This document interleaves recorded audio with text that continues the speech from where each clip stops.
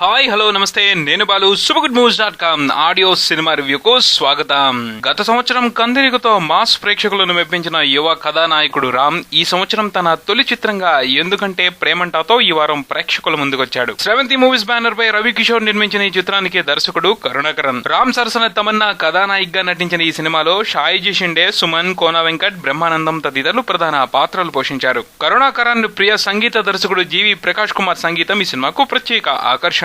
రెడీతో family ప్రేక్షకులను మెప్పించి star గా ఎదిగిన రామ్ కందిరిగ చిత్రంతో మాస్ లో తన బలాన్ని నిరూపించుకున్నాడు. ఇప్పుడు ఈ చిత్రంతో యూత్ ను ఆకర్షించి అన్ని వర్గాల ప్రేక్షకులను తన ఖాతాలో జమ చేసే ప్రయత్నంలో ఉన్నట్టు తెలుస్తోంది. అలానే ఉత్సాహంగా ఉల్లాసంగా డార్లింగ్ చిత్రాలతో వరుస విజయాలు అందుకుని హ్యాట్రిక్ కొట్టడానికి ఉవ్విళ్లూరుతున్నాడు కరుణాకరన్. తెలుగు ప్రేక్షకులు కూడా feel good romantic love story చూసి చాలా రోజులే అవుతుంది.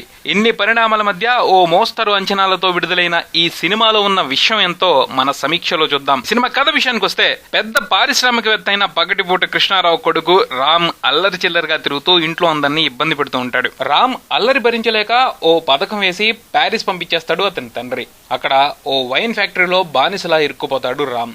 ఒక రకమైన జైలు లాంటి ఆ ప్రాంతం నుంచి పారిపోయే ప్రయత్నంలో రామ్ కు శ్రవంతి పరిచయం అవుతుంది. ప్యారిస్ లో భారత రాయబారి కూతురైన శ్రవంతి తండ్రి ఉద్యోగరీత్యా సెక్యూరిటీ చక్రబంధంలో ఉంటూ స్వేచ్ఛ కోసం తపిస్తూ ఉంటుంది. ఆ క్రమంలో ఆమెకు కనిపించిన రామ్ తో ఆమె పరిచయం స్నేహంగా మారుతుంది. ఆ తర్వాత ఆమె అతనికి సాయం చేసి ఇండియాకు పంపిస్తుంది. ఇండియా వచ్చిన రామ్ కు ఒక షాకింగ్ విషయం తెలుస్తుంది. శ్రవంతి ఓ వారం రోజులుగా ప్రమాదంలో గాయపడి హైదరాబాద్ లోని హాస్పిటల్లో కోమాలో ఉందని తెలుస్తుంది. అలానే అప్పటి వరకు అతనితో ఉంది ఆమె ఆత్మ అని తెలుస్తుంది. అంతేకాదు, ఆమెకు జరిగింది ప్రమాదం కాదు, హత్యా ప్రయత్నం అని, ఇంకా ఆమె ప్రమాదంలోనే ఉందని తెలుస్తుంది. అసలు ఇంతకు శ్రవంతిని చంపాలనుకుంది ఎవరు? అలానే రామ్ శ్రవంతిని ఎలా కాపాడాడు అన్నది మిగిలిన కథ. ఈ సినిమా విశ్లేషణ విషయానికి వస్తే, దర్శకుడు కరుణాకరన్ తొలి చిత్రం తొలి ప్రేమ తర్వాత మరో నిజాయితీ అయిన హిట్ కొట్టడానికి ఉల్లాసంగా ఉత్సాహంగా సినిమా వరకు పట్టింది. కారణం, అప్పటి వరకు ఆయన తీసిన ప్రతి సినిమాలో తొలి ప్రేమ విజయానికి దోహదపడిన అంశాలను చొప్పించటమే. ఇప్పుడు తాజాగా అదే ట్రెండ్ ను మళ్లీ ఫాలో అవుతున్నాడు కరుణాకరన్. వరుస విజయాలు, ఉల్లాసంగా ఉత్సాహంగా డార్లింగ్ల స్ఫూర్తితో మరిన్ని సినిమాలు తీసి మరికొంతకాలం గడిపేసే ప్రయత్నంలో ఉన్నాడని ఎందుకంటే ప్రేమంటాతో అర్థమవుతుంది. ఒక సినిమా హిట్ అయితే అదే హిట్ ఫార్ములా అనుకుని అలానే సినిమాలు తీస్తూ మూసా వరవడలోకి మళ్లీ జారిపోతున్న కరుణాకరన్ గుర్తుంచుకోవాల్సిన విషయం ఏమిటంటే, తన తొలి సినిమానే అంత పెద్ద హిట్ అవటానికి కారణం కొత్తదనం అని. ఇకపోతే ఎందుకంటే ప్రేమంట సినిమా విషయానికి వస్తే, ఇది ఓ ఇంగ్లీష్ సినిమాను స్ఫూర్తిగా తీసుకుని రూపొందించబడింది. హీరోయిన్ ఆత్మ హీరోకు మాత్రమే కనిపిస్తుంది అన్న విషయం మనలో చాలా మందికి థ్రిల్ అనిపించదు. ఎందుకంటే ఈ పాయింట్ తో ఇది వరకు ఆత్మబంధువు మొదలైన సినిమాలు వచ్చాయి కాబట్టి.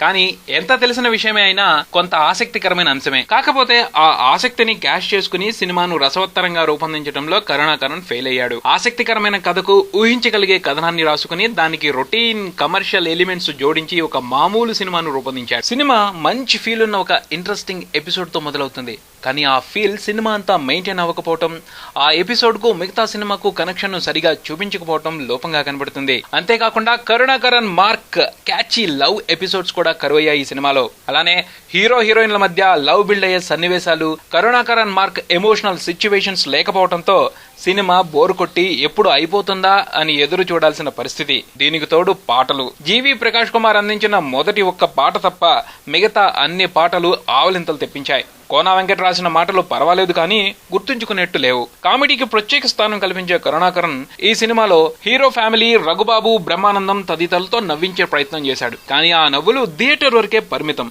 నలుగురితో చెప్పుకుని నవ్వుకునేట్టు లేవు. సాంకేతికంగా ఆండ్రూ సినిమాటోగ్రఫీ, కోటగిరి ఎడిటింగ్ ఉన్నతంగా ఉన్నాయి. నిర్మాణాత్మక విలువలు గ్రాండ్ గా ఉన్నాయి. ఎనర్జెటిక్ హీరో రామ్ ఎనర్జీని తీసి ఫ్రిడ్జ్ లో పెట్టి వచ్చినట్టున్నాడు ఈ సినిమాలో.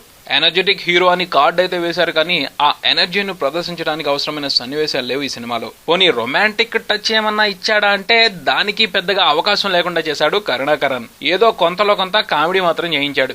ఏది ఎలా ఉన్నా తనకు అవకాశం ఉన్న మేరకు సిచ్యువేషన్ డిమాండ్ ను బట్టి తన ఉనికిని మాత్రం గట్టిగానే చెప్పాడు రామ్. కాకపోతే ఈ సినిమా అతని కెరియర్ లో ఒక ప్రత్యేకమైన సినిమా మాత్రం కాదు. తమన్నాకు మంచి అవకాశం దొరికింది నటిగా నిరూపించుకోవడానికి. అలానే అసలు తమన్నానే ఈ సినిమాలో ప్రధాన పాత్ర అని కూడా చెప్పుకోవచ్చు. నటిగా ఈ సినిమాలో తమన్నా మంచి నటన ప్రదర్శించింది. ముఖ్యంగా సినిమా మొదట్లో వచ్చే ఎపిసోడ్ లో చాలా బాగా చేసింది.